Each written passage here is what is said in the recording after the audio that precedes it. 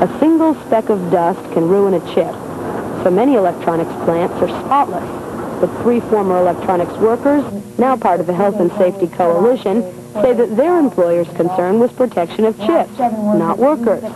At an OSHA hearing, they testified about suppression of hazard information in the industry. There's no monitoring done in our work area, but we do know there's an excess of oxide falling down from the ceiling. We don't know if there's any OSHA standards for oxide. And I personally, on my weekends, on my days off, I would go home and I would just be sitting there and I would have this pulsating, gushing, bloody nose. And I would have to put an ice pack on my back, and it was really uncomfortable, and it was a little scary, so I quit my job because I couldn't get any results. I was told I could take this oxide that was floating around in the room and put it on ice cream and eat it. Nosebleeds can be caused by a number of chemicals used in the industry, but workers are often kept in the dark about the materials they're using. I'm just cleaning it. You can put it in one solution for 30 seconds, and then you have to put it in another for 15. What is the solution called? KPI solution, and then a KPI developed solution. What is in the solution? I don't know.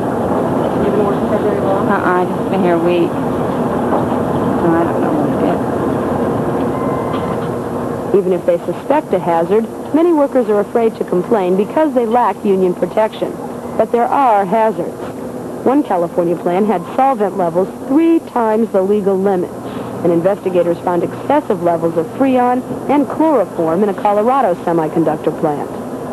Many solvents can cause headaches, dizziness, and skin irritation. Some cause cancer or damage the liver and reproductive systems. Well-ventilated hoods and regular air monitoring help protect workers. Despite the array of hazards, some investigations have concluded that worker illnesses were due to psychological rather than chemical causes. These so-called mystery illnesses have affected large groups of workers, usually women. Well, I'd like to talk about something that happened recently that to me really, that alarmed me, and also I think proved a lot about these so-called mystery illnesses. The years I worked in electronics, I worked for National Semiconductor, and recently, in October, their plant in Danbury, Connecticut was shut down by the fire chief and then the health department back there.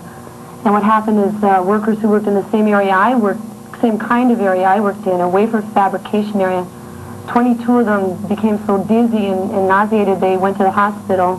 One of them was been admitted to the hospital for a week, and apparently National said they couldn't determine what was causing these workers' illnesses.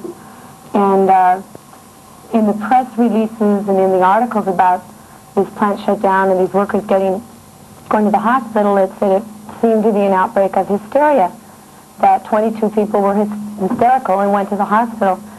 And then, because I guess the plant had been shut down, National ended up calling in 2 occupational health experts who determined that there had been a gas leak of a gas called diborin. Several months earlier, OSHA had cited the company for 31 violations, including improper storage of diborane. In this case, 40 people ended up being treated at a local hospital. The medical consultants believed that diborane was the cause of their illness. And these workers were labeled hysterical, right? And I think that it'll be I think this was really important. I mean, it proves that, you know, we look so often to the workers are sick, the workers smoke too much or this or that, and yet we're constantly breathing things that cause these kinds of symptoms that get labeled as the flu or a woman's kind of sickness where they get hysterical and they're hypochondriacs or something.